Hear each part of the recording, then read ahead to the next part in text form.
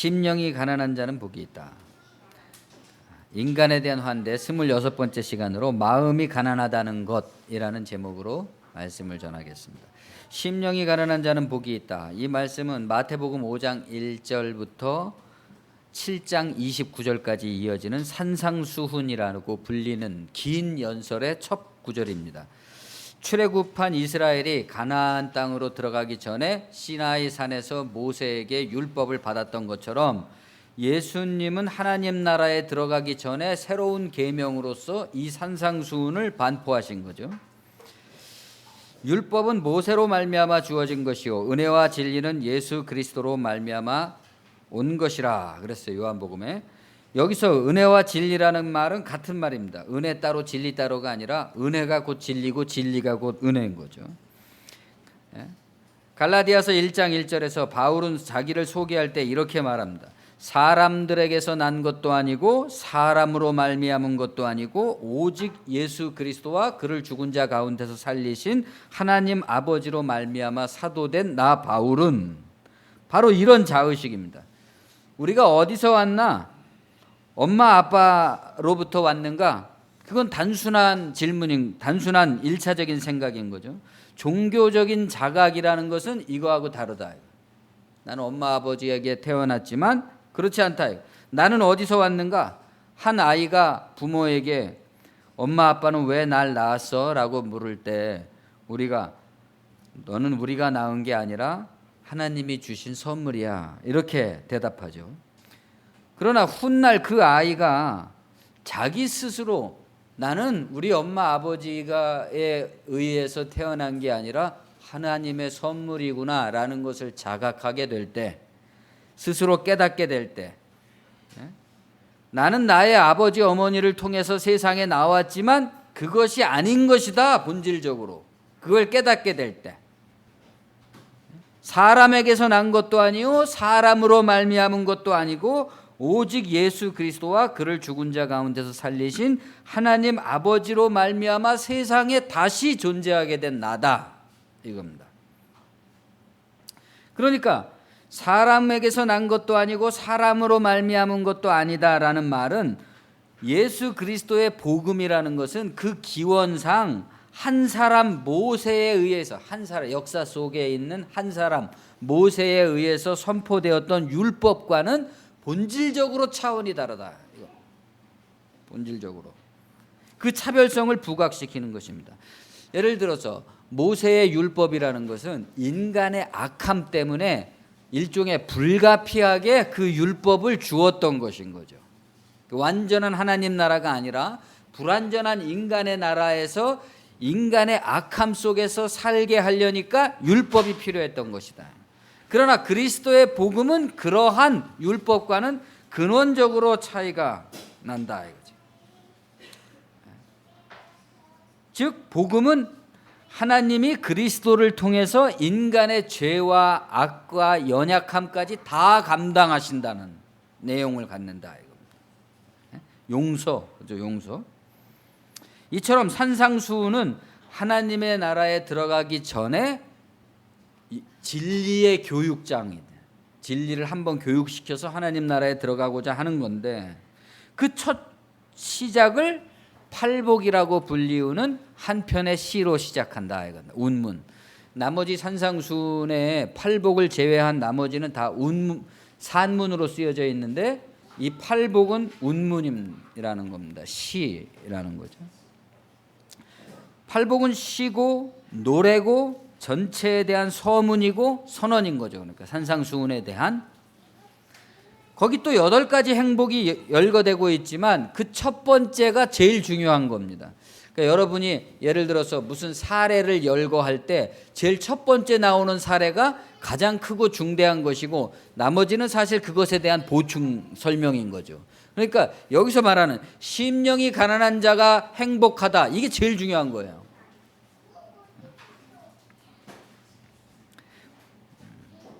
그러면 심령이 가난한 자는 왜 복이 있다고 했을까요? 또 심령이 가난하다는 말은 도대체 무슨 말일까요? 80년대에 기형도라는 시인이 있었습니다. 그 사람은 생전에 그때까지는 없었던 매우 독특한 스타일의 시로 유명한 이름을 얻었는데 안타깝게도 29살에 갑작스럽게 사망하고 말았죠. 그의 첫 시집이자 유고 시집이 된 입속의 거뭇님이라는 시집 속에 질투는 나의 힘이라는 시가 있습니다. 아마 이 질투는 나의 힘이라는 말은 기영도의 시에서 나왔지만 그 시와는 상관없이 많은 세상 사람들이 자주 써먹는 말이 됐을 겁니다. 질투는 나의 힘이다. 시인은 60년대에 가난한 가정에서 태어나서 70년대에 어서 오십시오. 70년대에 청소년기를 보냈고 80년대에 청년기를 보냈습니다. 이 사람의 다른 시에 보면 자기는 그 나이에 벌써 일생 몫의 경험을 다 했다, 이런 고백을 한단 말이죠. 아무튼 그 질투는 나의 힘이라는 시의 중간에 보면 이런 글이 나옵니다.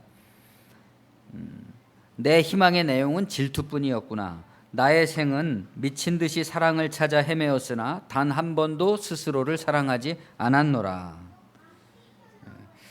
기영도의 갑작스러운 죽음은 그 종로의 파고다 극장이라는 그 극장에서, 심야 극장에서 뇌졸중으로 숨진 채 그 다음날 발견됐죠. 29살에. 많은 사람들에게 충격을 주었습니다. 이 29살이라는 짧은 인생을 사는 동안에 무엇이 이 사람의 마음속에 그토록 많은 열망들을 품게 했는가? 그 열망들은 자기 자신의 표현에 따르면 자기는 마음속에다 너무나 많은 공장들을 세웠다 그랬는데, 이 공장이라는 표현은 우리에게 그 거대한 군집체, 거대한 건물을 뜻하는 콤플렉스라는 말을 연상시키죠. 거대한 콤플렉스들을 마음속에 지었다 이겁니다. 도대체 그 짧은 인생 동안을 살면서 무엇이 이 사람으로 하여금 그러한 열망들을 품게 했는가? 그것은 다 질투뿐이었다, 이렇게 고백하는 거죠. 자기의.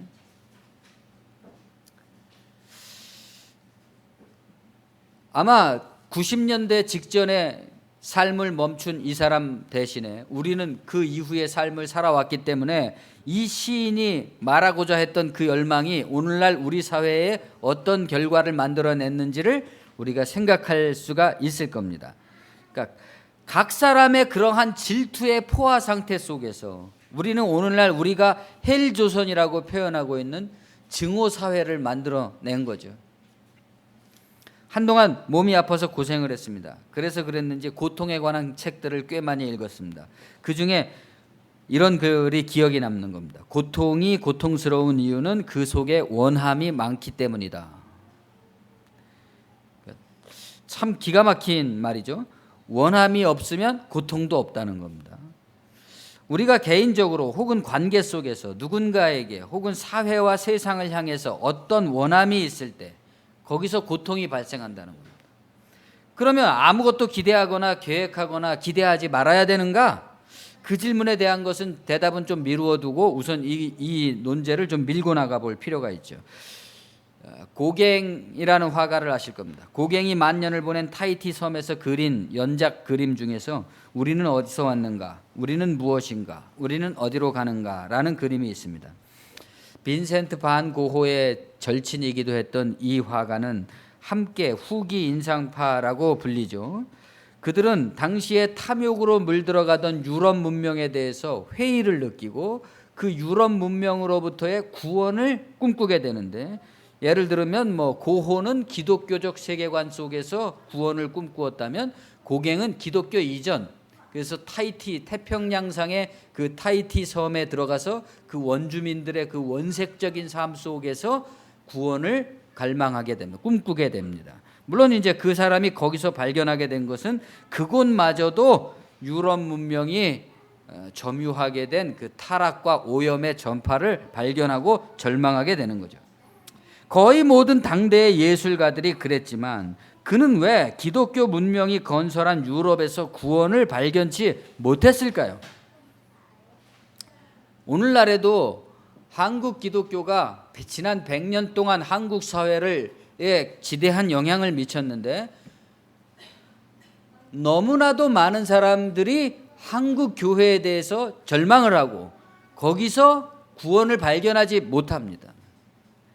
그래서 이제 타히티 섬 같은 곳으로 가는 거죠. 뭐 유럽으로 가고 뭐 이민도 가고 뭐 어디로 가는 거죠. 왜 구원을 발견치 못하느냐? 유럽과 타히티의 차이점은 뭐냐?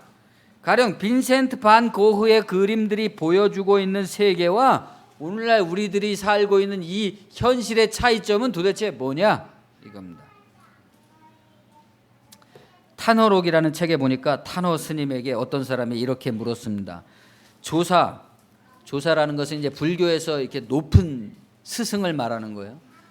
조사는 병을 어떻게 고칩니까? 그러니까 아픈 저로서는 매우 반갑고 흥미로운 질문이 아닐 수 없는 거죠. 우리가 어떤 뭐 훌륭한 목사님들이나 뭐 어떤 대단한 학자나 이런 사람들한테 당신은 병을 어떻게 고칩니까? 이렇게 질문하기가 쉽지가 않잖아요. 근데 어떤 사람이 이렇게 순진하게 물어본 거예요. 스님은 병을 어떻게 고칩니까? 이 양반이 이렇게 대답을 했습니다. 병은 어디서 왔느냐? 병은 업으로부터 왔다. 업은 어디로부터 왔느냐? 업은 망상으로부터 왔다. 망상은 어디로부터 왔느냐? 망상은 마음으로부터 왔다. 마음은 어디로부터 왔느냐? 마음은 본래 나온 곳이 없다. 마음이 본래 나온 곳이 없는데 병은 어디서 왔는가? 이렇게 말함으로써, 이렇게 깨우침으로써 병이 마음에서 뿌리째 뽑혀나간다고 대답을 하는 겁니다. 조사들은 병을 이런 식으로 고친다는 거죠. 비록 그런 경지까지는 이르지 못했을지라도 이 내용은 저에게 여러 가지 생각을 하게 해줬습니다. 지금 우리 사회, 사실은 온 세계가 창세기 6장에 나오는 노아 홍수의 전야처럼 혈육 있는 자의 모든 행위가 부패하고 땅에 포악함이 가득하다 그랬잖아요. 약한 사람, 없는 사람, 선한 사람, 무죄한 사람들이 악인들과 악한 권력자들에 의해서 날마다 죽임을 당하고 있습니다. 하루라도 죽지 않는 얘기가 없는 적이 없어요. 이런 무례하고 무정하고 무자비한 폭력들이 도대체 어떻게 생겨났느냐? 그러니까 우리가 세상을 고치려면 뿌리째 뽑지 않으면 안 된다 이겁니다. 뿌리째. 마음이 어디로부터 왔느냐? 마음은 본래 나온 곳이 없다. 그럼 마음에서부터 나온 모든 것은 다 허위고 가짜라는 거죠. 그런 식으로 병을 고쳐야 된다 그랬는데, 가령 어머니의 몸 밖에서 태어나는 어린 아기들을 생각할 때 본래 그 애들에게는 없었던 이런 무자비함과 무정함과 이런 거대한 폭력들이 어디로부터 나왔냐 이겁니다. 그것을 우리가 뿌리째 뽑아야지만 이 병을 고칠 수 있다 이겁니다. 오늘의 우리는 어디로부터 나왔는가? 도대체 우리는 무엇인가? 우리의 정체는 뭐냐? 우리는 어디로 가고 있는 것이냐? 묻지 않을 수가 없습니다. 성경은 처음부터 이 말씀이, 이 신앙이, 우리의 신앙이 인간의 탐욕으로 말미암은 탐욕에 관한, 탐욕에 대한 형벌과 구원의 말씀이라는 것을 선포하고 있습니다. 그러니까 기독교 신앙이라는 것은 별게 아닙니다. 인간의 탐욕과 그 탐욕으로 말미암은 형벌에 대한, 구원에 대한 얘기다 이겁니다. 구약 성경에 의하면 인간의 타락이라는 것은 탐욕의 발생에 의해서 새로운 인간 조건, 즉 마음이 탄생함으로써 발생했다 이거. 마음이 탄생함으로써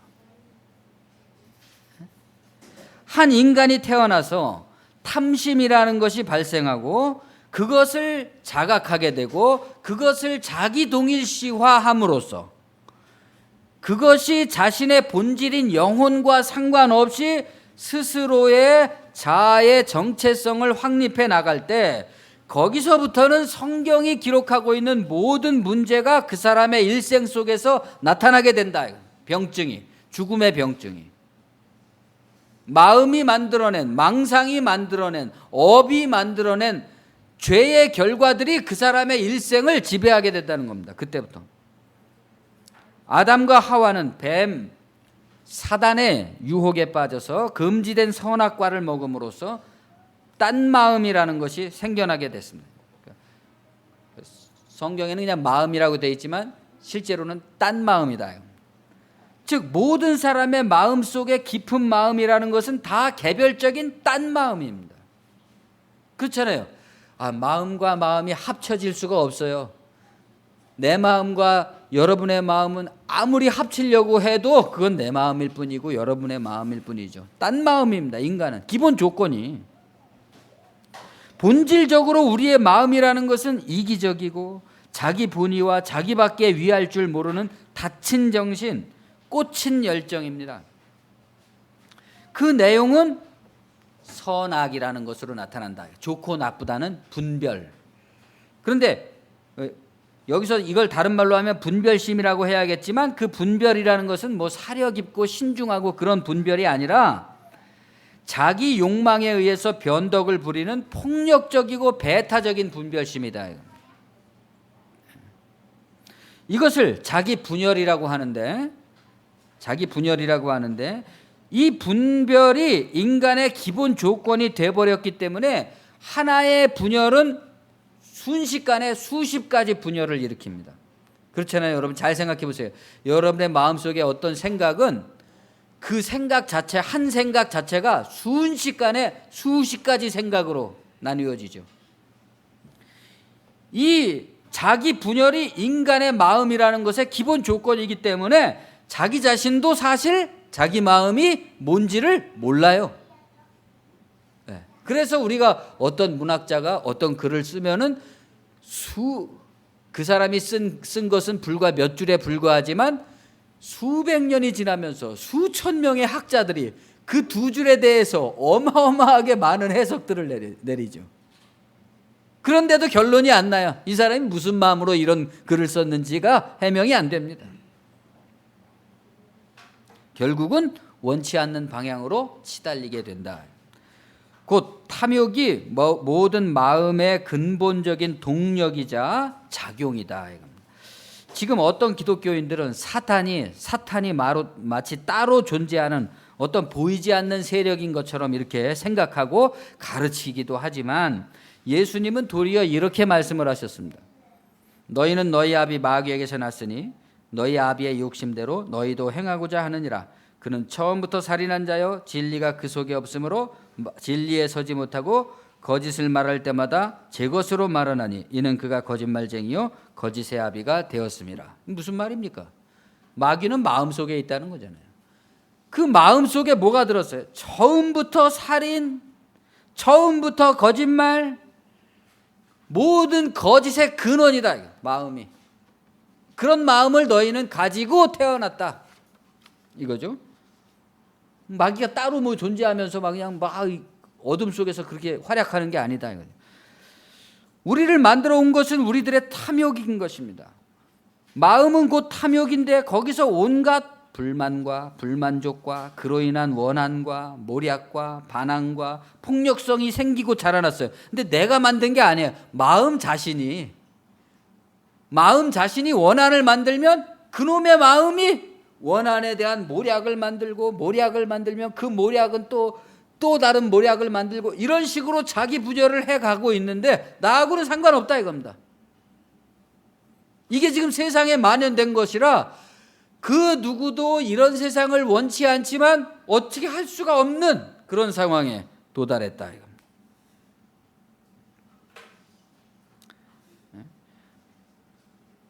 탐심에 대한 성서의 가르침은 매우 분명하고 영적이고 본질적인 설명이고 과학적인 해설입니다. 다만 우리 한국 기독교인들이 좀 깨달아야 되는 게 있는데 이 성서는 말이죠.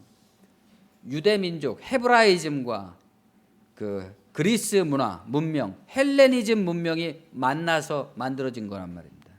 그래서 헤브라이즘과 헬레니즘적 언어를 사용해 왔어요. 2000년 동안. 근데 우리 동양 민족은 그런 언어를 사용하지 않고 동양 나름대로의 언어를 사용해 왔단 말입니다. 그러니까 이 언어적 갭을 일종의 번역이 돼야 되는 거죠. 우리식으로 이 말씀을 우리식으로 번역을 해서 받아들여야 되는데 번역을 하지 않고 받아들이다 보니까 이 말이 무슨 말인지도 모르면서 그냥 사용하게 됐다는 거예요. 우리의 현실에 오지 않게 됐다는 거죠. 그렇기 때문에 우리 생각할 수 있는 사람들은 이 성서가 말씀하는 것을 우리들이 수천 년 동안 사용한 언어로 다시 바꾸어서 우리의 현실에 맞게 고쳐서 생각해 봐야 된다. 탐심의 결과. 10계명에 10개의 계명이 있을지라도 그 한마디는 탐내지 말라는 말씀 속에 다 들어있습니다. 사도 바울은 탐심은 곧 우상숭배다 이렇게 말했고 율법의 모든 조항을 뭉뚱그린 상징으로서 탐심에 대한 금지를 언급하고 있습니다. 거기에는 영적이고 본질적인 원리가 내재해 있는 거죠. 세세한 설명이 없을 뿐인 겁니다. 그렇기 때문에 본질적으로 사색하지 않거나 사색이라는 것을 할 줄 모르는 사람은 이런 근원적인 자기 인식에 도달하지 못해요. 그냥 탐내지 말라 그러니까 예를 들어서 형제간에 뭐를 타인한테 내 거를 좀 양보하는 정도를 탐심이라고 생각하는 거예요. 그런 식인 거예요. 그래서 내가 뭘 좀 양보했다면 나는 이렇게 양보심이 많은 사람이지 이러면서 스스로 만족하는 어리석음에 빠진다. 탐심이라는 것은 그런 행위적 또는 표피적인 것이 아니라 인간의 근본 조건이다. 근본 조건. 그래서 그렇기 때문에 자신의 근본 조건이 탐심이라는 것을 깨닫지 못하고서는 그 탐심에서 벗어나는 삶이 나타날 수가 없다는 겁니다. 그 탐심이라는 것이 근본 조건이라는 것을 깨달은 사람이라면 그 도의 원리에 이른 거죠. 원리에 도달한 거죠. 원리에 도달할 때 어떤 결과가 벌어집니까? 뜻이 하늘에서 이룬 것 같이 땅에서도 이루어지게 되는 거죠. 원리에 도달할 때.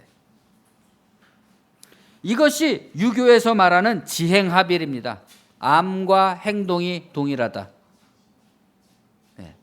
그 하나님의 말씀이 말씀하고 있는 그 원리에 도달했을 때 나는 그 원리에 입각한 사람이 됐을 때 지행합일, 암과 행동이 똑같아지는 거예요.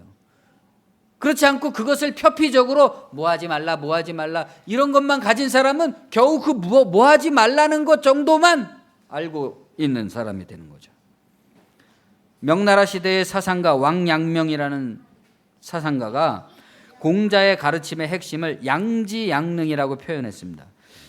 이 양지라는 말은 배워서 얻은 것도 아니고 수련을 해서 얻은 것도 아니고 인간의 알미라는 것, 인식이 생기기 이전의 본성이다 그랬습니다. 인식이라는 것이 생기기 이전의 본성이 양지다. 그래서 그 양지에 도달해야 된다.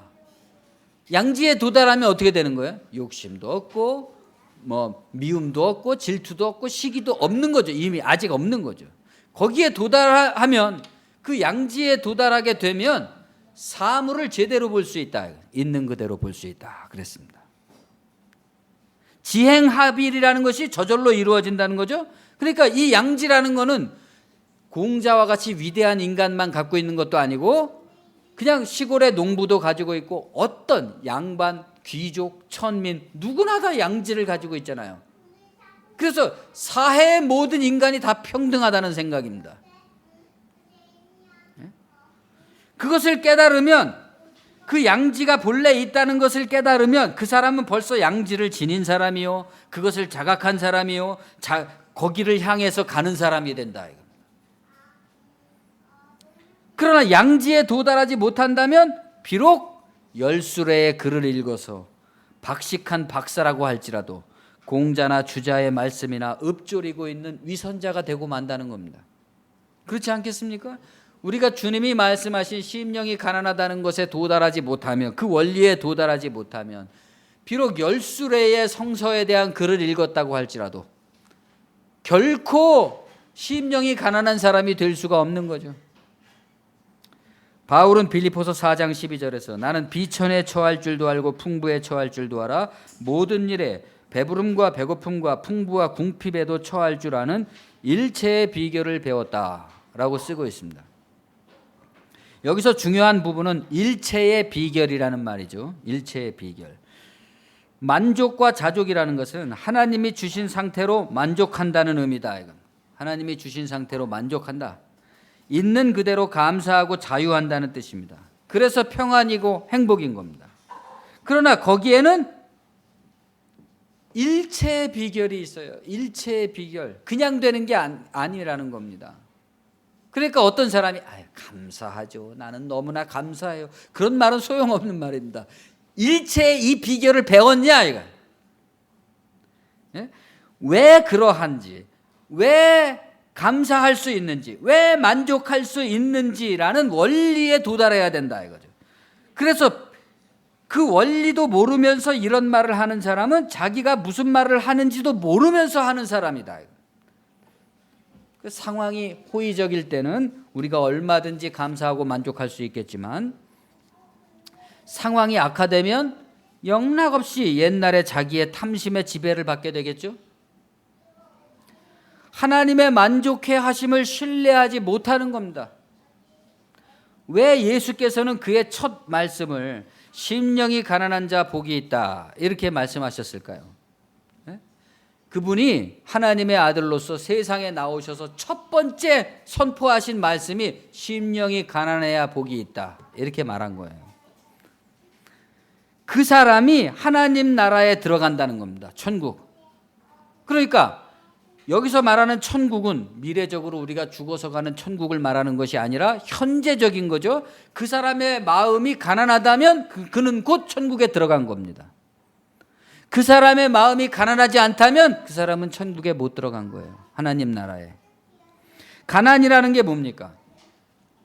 곳간이 비었다는 뜻이죠. 곳간이라는 것은 무엇의 직유입니까? 말할 것도 없이 마음을 말하는 거죠. 예수께서는 천국에 들어가는 첫 번째 조건으로 마음의 빔, 마음의 텅 빔을 선포하시는 거예요. 마음이 비었다. 여러분도 잘 알다시피 누가 마음이 빈 사람입니까? 어떤 사람이 마음이 빈 사람이죠? 어느 때 우리는 마음을 비우게 됩니까? 여러분도 인생을 살아오시면서 많은 순간 마음을 비웠던 적이 있잖아요. 어느 때 마음을 비우셨죠? 결국 무언가를 얻지 못할 때, 해도 안 될 때, 그렇게 해서는 안 되겠다고 결심했을 때, 즉 포기할 때입니다. 우리는 그럴 때 나 마음 비웠어 이렇게 말을 하죠. 자신의 욕망을 채울 수 있을 때는 결코 사람들은 마음을 비웠다고 말을 안 해요. 근데 자신의 욕망을 아무리 부려도 더 이상은 안 된다고 판단될 때는 어때요? 난 마음을 비웠어 이렇게 말을 합니다. 부자인 사람이 가난한 척을 하면서 하는 비움이라는 것은 위선이나 기만이나 허영에 불과하죠. 그러나 실제로 가난했을 때 그 가난에 대해서 마음을 비우고 하나님이 주신 하나의 온전한 상태로 그것을 받아들였을 때 나한테 아무리 불리하고 괴롭고 고통스럽고 죽음 같은 것일지라도 그냥 받아들이기로 했을 때 그 가난에 대한 마음을 비우고 그것을 나의 것으로 했을 때 그럴 때 그 가난이라는 것은 피치 못한 쪼들림이 아니다 이겁니다. 쪼들림마저도 하나의 탐심으로 자각하고 그것마저도 비워버린 상태죠. 곧 자발적이고 자각적인 존엄한 가난이 됩니다. 존엄한 가난. 우리가 그렇잖아요. 어떤 사람들의 가난은 참 궁색하고 찌들리고 괴로운 가난처럼 보이는데 어떤 사람들의 가난은 굉장히 고결하고 존엄한 가난처럼 보입니다. 물론 뭐 성자들이나 뭐 이런 뭐 신부님들이나 뭐 스님들이나 이런 양반들을 얘기하는 게 아니에요. 실제로 이 세상을 사는데 고통스럽게 살아가는데도 고결하고 찌들리지 않은 그런 정신을 간직한 가난한 사람들이 있단 말입니다. 이러한 복음의 원리를 우리가 생각해야지 그렇다고 해서 그렇다고 어떻게 마음을 싹 비울 수 있단 말이냐. 이런 식으로 자꾸 현실을 고집해 갖고는 이 비결에 도달할 수가 없다 이겁니다. 이 비결. 바로 그러한 집착이 탐심인 것을 아는 때에 행복이 온다 이겁니다. 행복이. 완전히 비었을 때는 완전히 행복이 온다는 겁니다. 곧 그리스도를 따른다는 것은 그리스도가 주가 되는 것이지 그리스도 앞에서 내가 여전히 주가 되는 그런 사사로운 신앙이 아니다. 사사로운 신앙. 주님을 자기의 욕망을 위해서 이용하는, 그건 이제 어린 단계의 신앙이잖아요. 사사로운 이득을 바라고 도를 쫓는 사람들을 우리가 성경이 뭐라 그럽니까? 삭군이라 그러잖아요. 비유하자면 주인이 못 되어서 일생을 삭받는 사람으로 살고 있다는 겁니다. 누구의 삭을 받는 거예요? 마음, 탐심의 하수인으로 살고 있다는 거죠. 고향에 사니까 동창들의 부모님의 부음에 문상을 자주 가게 됩니다. 가서는 저는 대개 고인들의 삶과 인생 역정, 그리고 최후의 병상, 어떻게 돌아가셨는지 그런 것에 대해서 이제 물어보게 되는 거죠. 공통점이 있습니다. 그 양반들은 다 일생을 지독한 가난과 가혹한 노동과 무명, 별것 없는 소득으로 점철됐습니다. 그냥 한마디로 별 볼 일 없는 그런 인생을 살아오신 거죠. 자기 자신은 너무나도 그 별 볼 일 없는 인생을 살기 위해서 뼈가 부서지도록 일하고 살아왔지만 얻은 결과라고는 정말 보잘것없다. 그것을 얻기 위해서 그분들은 일생을 그토록 힘겹게 분투했던 것입니다. 저는 그들의 일생을 생각할 때 그 이제 문상을 가서 이제 그 앞에, 그 사진 앞에 가서 이렇게 이제 기도를 하게 되잖아요.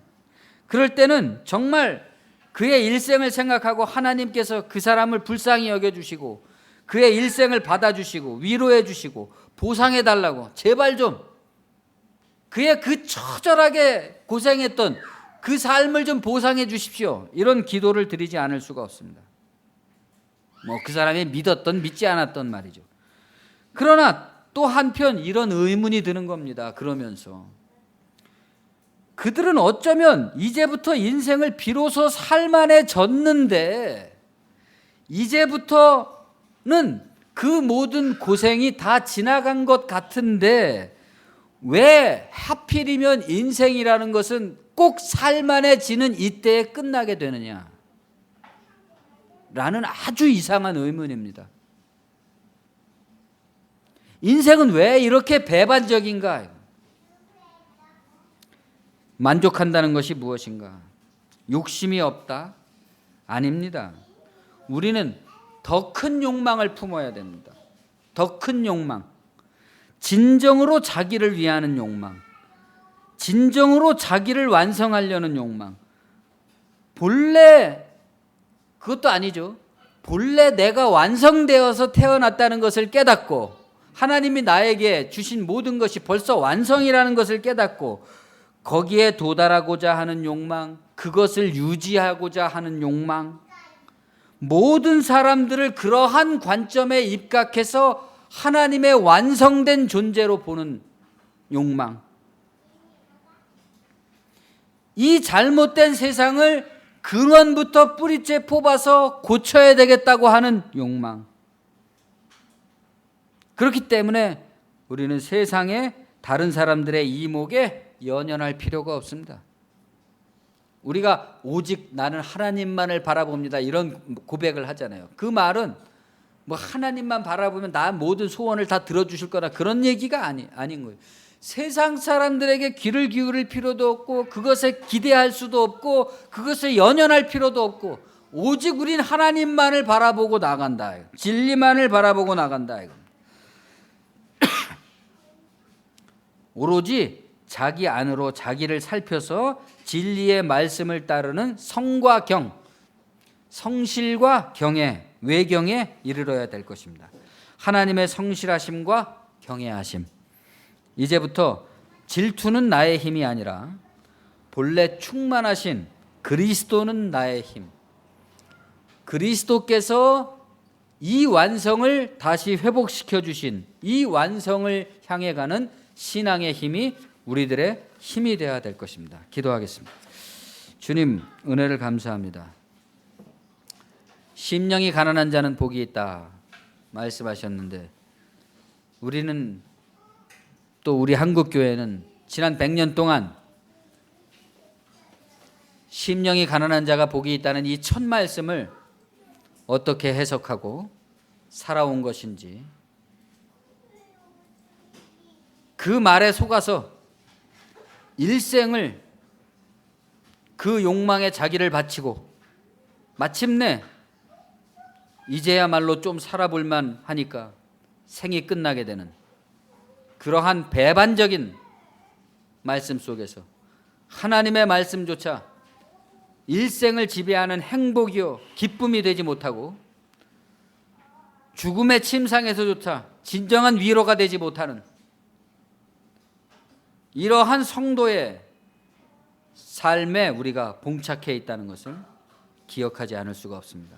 한국교회가 하나님의 말씀으로 이 땅의 사람들에게 과연 무슨 안식을 줄 것이며 어떤 위로를 줄 것이며 어떤 삶의 길을 제시해 줄 것인지 우리가 다시 생각해야 될 것이고, 또 우리 자신들의 삶 가운데서도 우리가 어떤 일생을 보내게 될 것인지, 어떤 최후에 가게 될 것인지 그것을 생각하며 참되신 하나님께서 우리에게 주신 본래 완성된 아름다움, 본래 완성된 충만함, 본래 만족스러운 행복, 그 일체의 비결을 향해서 우리를 매진하는 그러한 신앙이 우리에게 있도록 인도하여 주시옵소서.